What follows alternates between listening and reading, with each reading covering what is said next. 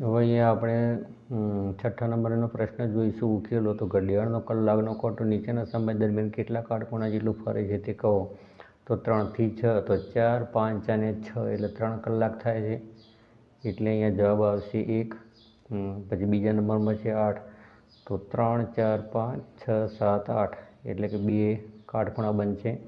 12 થી 9, તો 12 થી 3, 3 થી 6 અને 6 થી 9 એટલે કે કુલ 3 કાટખૂણા બનશે. અને 10 થી 1 છે એટલે 11, 12 અને 1 એટલે અહીંયા 1 કાટખૂણો બનશે.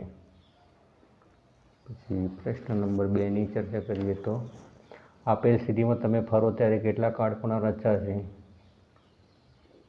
તો મિત્રો અહીંયા નોર્થ, સાઉથ, ઈસ્ટ અને વેસ્ટ. તો શું કહે છે કે ઘડિયાળના કાંટાની દિશામાં દક્ષિણમાંથી પશ્ચિમ દિશામાં, દક્ષિણથી પશ્ચિમ દિશામાં. તો આપણે દક્ષિણથી પશ્ચિમ દિશામાં જઈશું એટલે કેટલા કાટખૂણા રચાશે જોવાનું. તો અહીંયા દક્ષિણથી પશ્ચિમ તો 1 કાટખૂણો રચાશે. પછી ઘડિયાળના કાંટાની વિરુદ્ધ દિશામાં ઉત્તરથી પૂર્વમાં, ઉત્તરથી પૂર્વ, ઉત્તર, દક્ષિણ, પૂર્વ, ઉત્તરથી પૂર્વમાં. તો ઉત્તરથી પૂર્વમાં જશો એટલે 1 વિરુદ્ધ દિશામાં એટલે 1, 2 અને 3 રચાશે. પછી ઘડિયાળના કાંટા ફરીને કયા ઊભા રહે છે? 3 વાગે શરૂ કરીને 1 કાટખૂણા જેટલું ફરે છે. તો 4, 5 અને 6 3 કલાક થશે એટલે 6 વાગે ઊભો રહે છે. 8 વાગે શરૂ કરીને 3 કાટખૂણા જેટલું ફરે છે. 9, 10, 11, 12, 1, 2, 3, 4 અને 5 એટલે 9 કલાક પછી 5 વાગે ઊભો રહેશે. તો આ બીજા નંબરના પ્રશ્ન સોલ્વ હતું. હવે આપણે ત્રીજા નંબરનો પ્રશ્ન ચોથા નંબરનો પ્રશ્ન જોઈશું. તો કિરણ એલિયન એક ખૂણો જે એલિયનને દ્વિભાજે છે. નીચે આપેલ દરેક આકૃતિ માટે ખૂણાઓના માપ શોધો. તો મિત્રો દ્વિભાજન છે એટલે કે આ 2 ખૂણા કેવા છે? સરખા હશે. આ 26 અંશ છે, આ 26 અંશ હશે. તો જે એલ કેટલાનો હશે? 26નો લખેલો જ છે. પછી એમ એલ એન એ પણ કેટલાનો હશે? 26નો હશે. અને 2નું ટોટલ મારશો એટલે કે આખો ખૂણો જે એલ એન, તો જે એલ એન કેટલાનો થશે? અહીંયા 26, 2, 52 અંશનો થશે. મિત્રો આખો ખૂણો 90 અંશનો દેખાય છે તો 45 અંશ, 45 અંશ હશે. તો જે એલ એમ એ 45 અંશનો હશે. એમ એલ એન એ પણ કેટલાનો હશે? 45નો હશે. અને જે એલ એન આખા ખૂણાની વાત કરીએ તો કેટલાનો હશે? 90 અંશ. એટલે 45 + 45 એટલે 90 અંશ થશે. તેવી રીતે અહીંયા જે એલ એમ એ 75, આ હશે 75, આ હશે 75. એટલે અહીંયા જે એલ એમ હશે 75, એમ એલ એન હશે 75 અંશ અને આખો જે એલ એન તો એ હશે 150 અંશ. તો તે ચોથા પ્રશ્ન આપણે જાણી શકીએ. હવે 5મો પ્રશ્ન છે કે નીચે આપેલા અંશ માપ મુજબના ખૂણાઓ દોરો. તો એ 48 અંશ, 135 અંશ, 140 અને 82 અંશ. આપણે 4 ખૂણા દોરવાના છે. ચાલો જોઈએ પ્રશ્ન નંબર 5.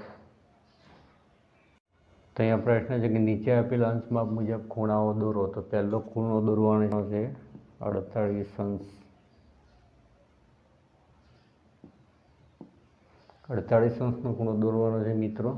તો પહેલાં આપણે એક કિરણ દર્શાવી દઈએ.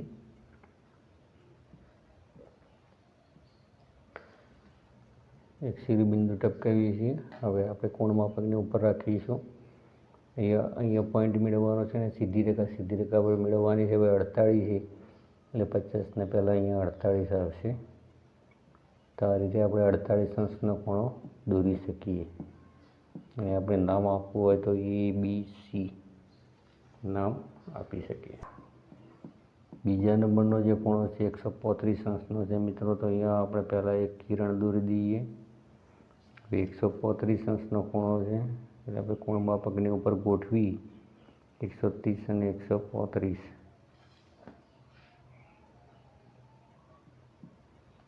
તો આ રીતે આપણે 135 અંશનો ખૂણો PQR દોરી શકીએ.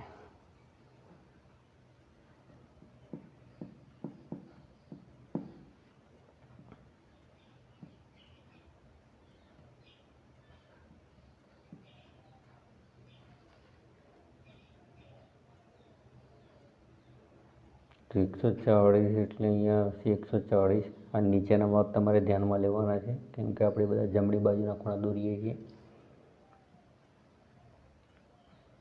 એટલે અહીંયા થશે 140 અંશ. ABC.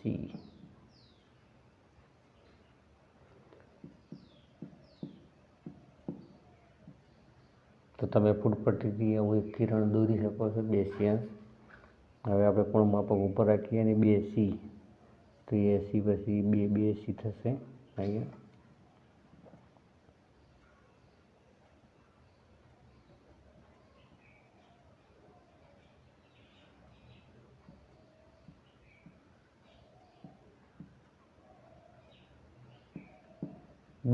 અંશનો તમે ખૂણો MNP કોઈ પણ તમે નામ આપી શકો છો. તો આ રીતે 82 અંશનો ખૂણો આપણે દોરી શકીએ છીએ.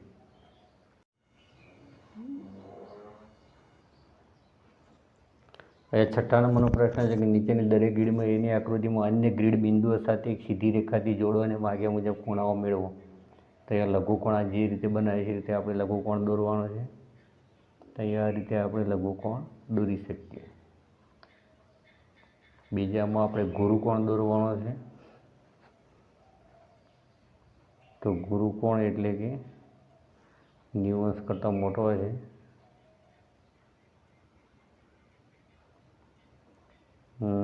અહીંયા આપણે ગુરુકોણ દોરવું હોય મિત્રો, તો અહીંયા લંબાઈ દઈએ, કેમ કે અહીંયા સરળતા રહેશે. તો આ ગુરુકોણ થઈ જશે. હવે અહીંયા પ્રતિબિંબ કોણ છે. પ્રતિબિંબ કોણ એટલે અહીંયા 180 અંશ કરતાં ખૂણો કેવો હોય છે, મોટો હોય છે.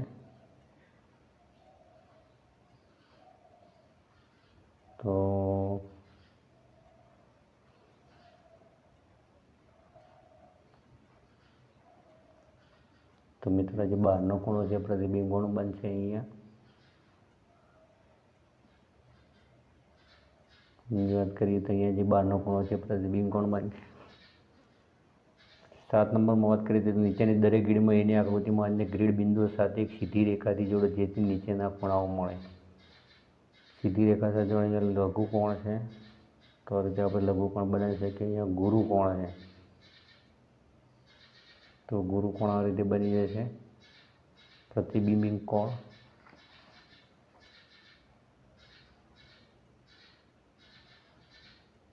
તો એ બહારનો ખૂણો બનશે. કાટકોણ, કાટકોણ એટલે કે મિત્રો અહીંયા આપણે 90 અંશનો ખૂણો બનાવવાનો છે.